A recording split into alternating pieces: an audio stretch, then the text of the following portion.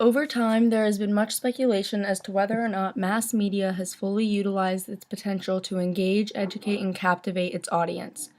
In today's society, it seems as though it's become increasingly more difficult to find programs in mass media which engage in stimulating intellectual discussion. Theodor Adorno, a member of the Frankfurt School of Thought, argues that culture itself has become highly standardized in nature. He states that everywhere that changes masks a skeleton which is changed just as little as the profit motive itself. The culture industry, therefore, is fueled by the capitalist desire to turn a profit. According to Adorno, the culture industry works to do away with enlightenment.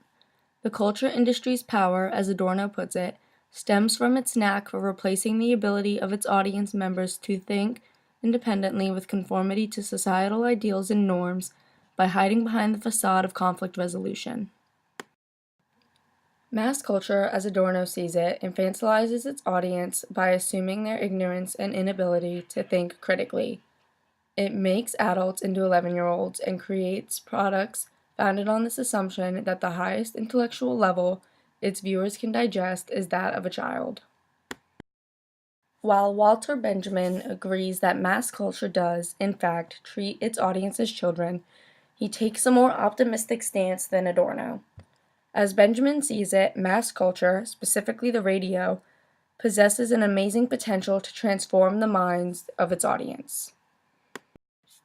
Popular radio, for Benjamin, falls short in that it works to perpetuate the separation between practitioners and the public.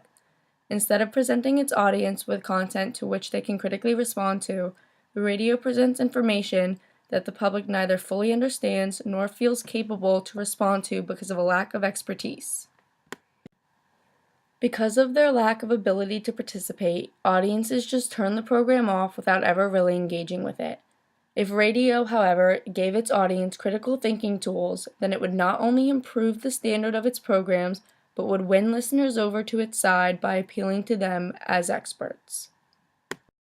Mass culture, in keeping with what Adorno argues, is, in fact, incredibly standardized. Everything from films to books seems to follow a set list of conventions, and it feels as though the same program is just being repeatedly broadcast with a different cast of characters. This can be seen in the Friends living in New York element of sitcoms. Romantic comedies also fall into this category. If you spend so much as half a day watching movies on the Hallmark Channel and then turn on the TV the next week, you'll feel as though you've seen every movie the channel has to show. Each movie starts with an unexpected couple coming together, suffering a tragic breakup, and then somehow ending up together at the end. In some cases, even the same actors and actresses cycle in and out of the movies on the Hallmark Channel. Candace Cameron Bure, for example, has played the leading role in both A Christmas Detour and Let It Snow, both of which are popular Hallmark Channel favorites. The films themselves rarely ever address serious societal dilemmas or present the audience with intellectually stimulating content. A 7-year-old could sit down in front of the TV and get as much out of the film as a grown adult does. Although the films are formulaic and highly predictable, people continue to watch them, and it is for this reason that they continue to be produced. Aside from the films themselves, the ways in which they are promoted are highly standardized as well. The film poster for almost every Nicholas Sparks romance looks almost identical to that of its predecessor. They're all copies of the same thing, even though the films themselves are supposedly different. While it is fairly easy to see how standardized mass culture has become, Adorno's highly pessimistic view on the culture industry itself is a bit exaggerated. Not everything produced by mass culture works to undermine the intelligence of its audience members. Popular programs like The Daily Show and Last Week, Tonight with John Oliver, while they are politically biased in some ways, work to educate and inform the public while keeping them engaged. Programs like these work to deviate from the standard mindless entertainment the culture industry presents the public with. Satirical news programs seem to be the antidote to the tendency of people to simply turn off informational and educational programming, as mentioned by Benjamin. It would seem as though mass culture is slowly beginning to view its patrons, even if only slightly, as though they are adults rather than children. Programs like these give the public a means to access and understand society, where they were left stranded and helpless previously.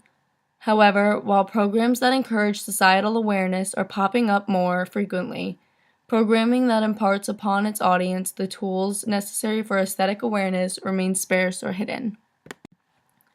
But, as mentioned previously, these programs are biased. This bias shapes the ways in which events and information are portrayed to the public, and they, in a sense, alter the ways in which people think about the things around them, which reaffirms Adorno's argument that mass culture is a totalitarian entity.